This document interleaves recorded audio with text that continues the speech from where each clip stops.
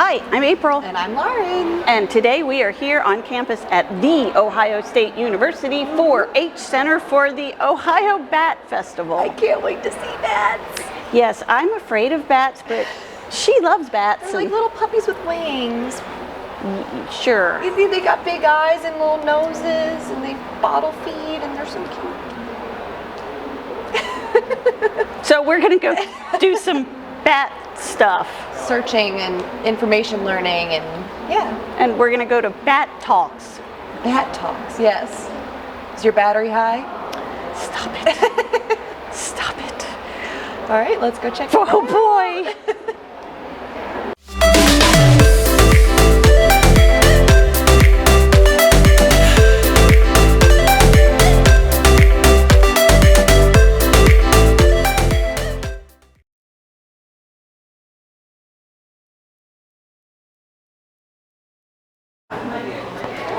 They have like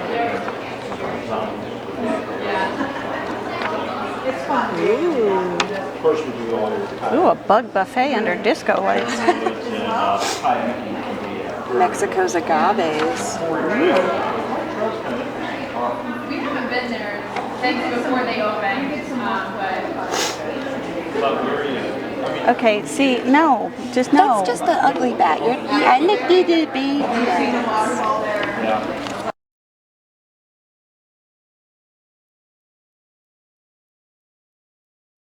Look at the baby. See how cute it is. Yeah. Oh my God! Look at the baby. Look at the baby. See? You can't tell me that's not the cutest little baby. 3 hours later. Yeah, see? Yeah. Come to the I grave. think we learned about that guy on the cemetery tour. Oh, there's another one right here. Beep. This guy's got a timer too. I'm just chilling here. We don't really know what we're doing. High five. High five. You have a question? Yes? Can I help you? I've got a football player. Right? Oh, this guy's had too much to drink. I think he's down again. Did you hear that little ding? Was that it? It's still ticking.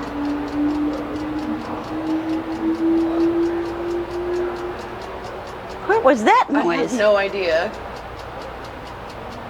It's a ghost. The anticipation is killing me. I feel like it just goes ding.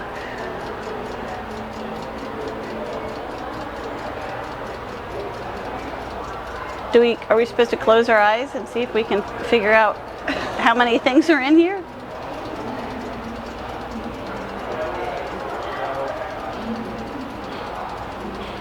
Three?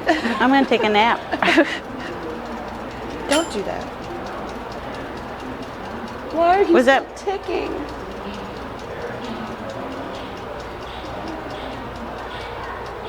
Why are we in here? Mine just stopped. So did that one. Okay, I don't get it.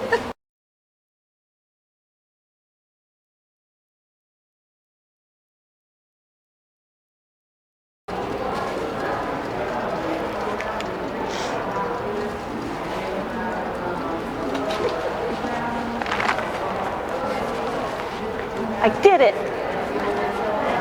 Yes! I am the winner. Really good bat. To the first Ohio Bat Festival.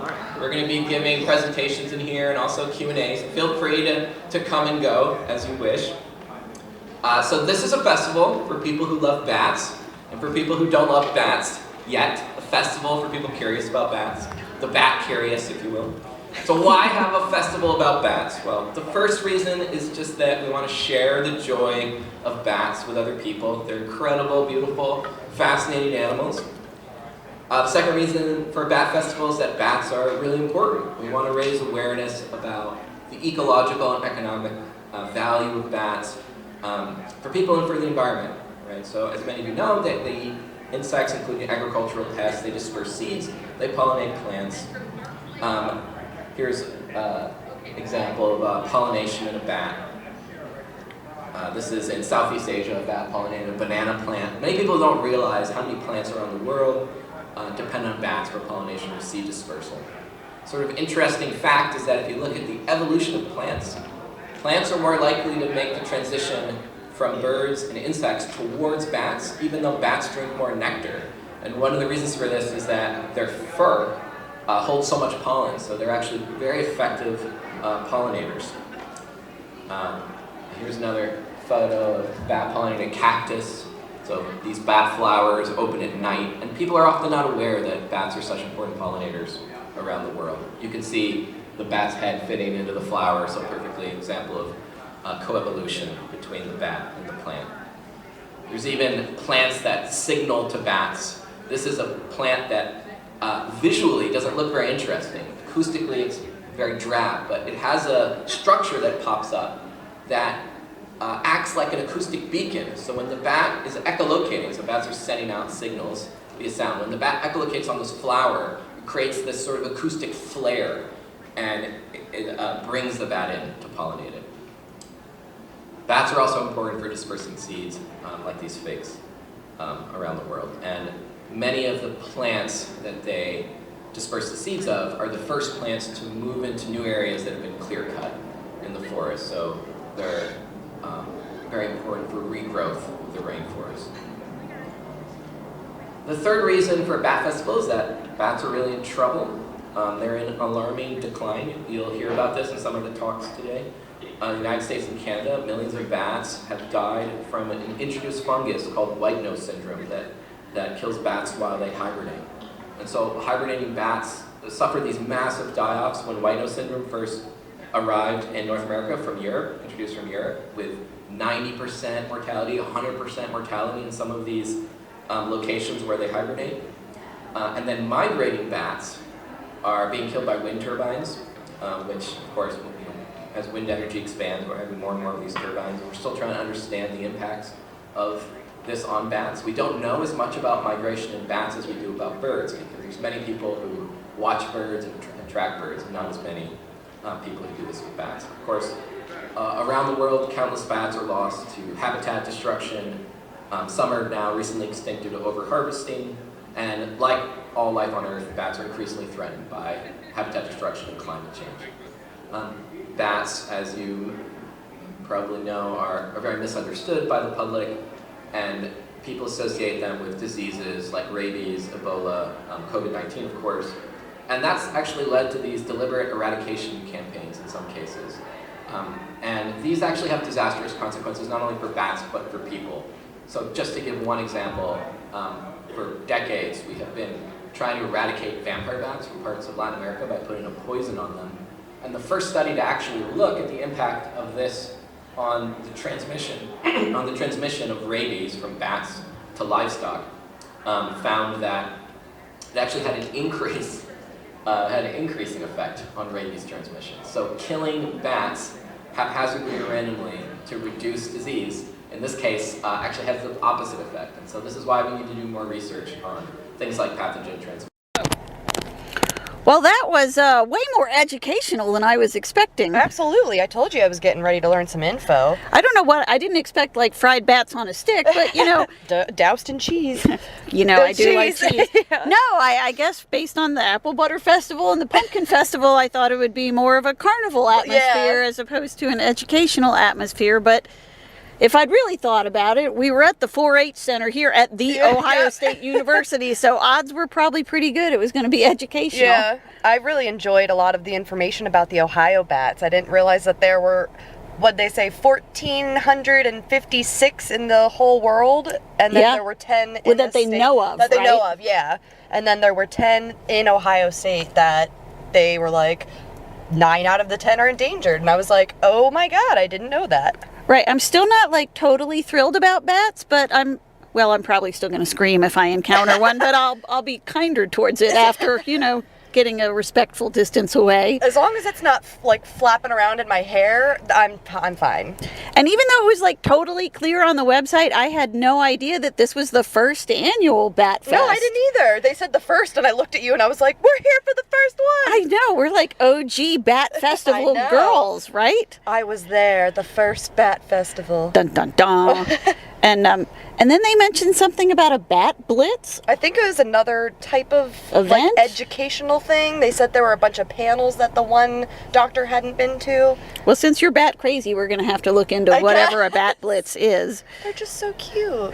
And then, did you notice on the sponsors, I thought there was some society in Michigan that was a sponsor of it, which it's kind of like the Hatfields sponsoring the McCoys. Yeah, like, I was like, oh, that's very interesting. Dun, dun, And you dun. even said thank you. I know. And there was a costume contest. I don't know how I know. missed that either. Well, I was witchy. I wasn't very batty. I know, but there was totally a missed opportunity for somebody to dress up like Yes. Batman or Batwoman or Batgirl. Like, there's so many. We could have brought the dog in his Batman costume for like 2 seconds Right. before he took it off, right? Or tried to eat some of the taxidermied bats. Said, jerky. So Dr. Jerry Carter was the one that put it together, and that was also the guy that I randomly approached outside and said, hey, can we record this? Yeah. Are you in charge of things? And he's like, yes, who I are am in you?" charge of things, and I think that's fine. And then when I came and sat with you guys, I was like, I hope that guy was really in charge of things. But then when he announced the festival and kicked it Yeah. off, I was like, oh, he's the guy Yes, in charge good. of things. Woohoo! Yeah, and then a couple of the bats, like one of them, the wrinkle-faced bat, looked like my uncle. I'm sorry to say, and evidently that's considered the ugliest bat in the world, but my uncle's not that ugly. It just, Yeah. he did really resemble my uncle, that bat. And then the fishing bat kind of looked like Coco. It with did look like with Coco. a big face. We'll have to put a side-by-side picture on the recap. Like, Well, I think I got a picture of the bats that they're going to talk about today, and I was like, that one looks like Oscar. That one looks like Oscar. That one looks like Oscar. I was like, why do so many bats look like my dog? because you love bats and you love your dogs. I do. Whereas I have an ambivalent relationship with my dog and an ambivalent relationship with bats. You said yeah. loathe wrong. Oh, I don't loathe the dog or loathe bats. I'm not pro-bat, nor am I pro-dog necessarily, but, you know, I'm accepting. I'm Okay. accepting. Yeah. You're an ally. Something like that. Sure. And then the only thing that I learned that I'm going to look up later is whatever that white fungus is that's killing them when they know. hibernate. I wonder what it is, And where it came from. They said it came from Europe, I think, and then when they Oh. migrated over here, they noticed that it has a 90% mortality rate, but here it has a 100% mortality rate. Wow. So those poor bats.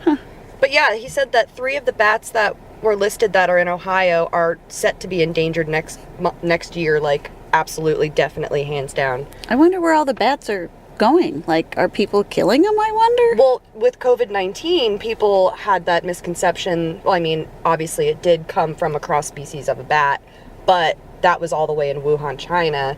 And so I'm thinking people here that weren't big fans of COVID-19 would see bats put out poison, and that's how they're kind of eradicating them. Yeah. Well, that was very interesting. I, again, had no idea what to I didn't expect. think it was going to be informative. I thought it was going to be like, here's some bat merch, and we love bats, and Right. here's this guy who's Batman, and I don't Right. know. Yeah. But I Yeah. had a good time. I did too. I was like, I didn't think this was how I was going to spend my Saturday. Right? But it's pretty cool. The other thing that I thought was cool, and this is kind of like minuscule, but I didn't know that bats could eat lizards and frogs and fish and other bats. I thought they just like did the nectar and insects and that was it. So, I know that one bat had like T-Rex teeth, man. And birds. There was Uh-huh. one that ate a bird. I was like, okay. Thank God they don't live here. They're all in South America. Yep. But yeah, that was very informative. Oh, and there was that one professor said if you find bats in your barn or your attic or your cabin, to let him know because he wants to study them. Now, I think he was just kidding that he was going to let them stay there for years and years and years, but maybe he wasn't. They said that they were obsessed with bats, so I wouldn't put it past them to check up every couple months or every season and be like, hey, still got bats in your attic? Yeah, but most people want the bats out of their I attic. know. So do you have to be cool with bats in your attic if he's going to come by? But we'll put his information down in the description. Absolutely. And then I was surprised how many people were here. I know. It was pretty hopping at the Bat Festival. Yeah. Cameraman was like, I don't think there's going to be a lot of people here in this conference room. There had to be like, what, 100 seats in there? Yeah, and it was pretty much full. Packed. It got packed. And then they have live bats coming later that you can pet. We have a conflict, so we won't be there, but I bet it's really going to be crowded when you can, pet a bat. Yeah. Oh, yeah. I want to come back next year. I know. For round 2 and pet a bat. So if you're thinking of coming to the Bat Festival next year, this time period was right before Halloween, and it was totally free to attend, and parking is free. They give you parking passes so that you can park on campus. So if you're looking, there's lots of fun kids activities. So if you have like little kids, they had like craft areas and make yourself a bat mask, and then there was the echolocation tent that we had a good time in. We failed the first time. We did. We grabbed someone and we're like, how do we do this? Yeah, but we did go in it technically before the festival opened, so yes. it was definitely user error on our part. Yes. But everybody was really nice and friendly. Mm-hmm. And again, I will say it again, informative down to the nitty-gritty detail, which I like that. Yeah, same. All right, so we were here on the Ohio State University campus in the 4-H Center in Columbus, Ohio, and who knows where we're going to be next. Because we're everywhere In Ohio. Bye!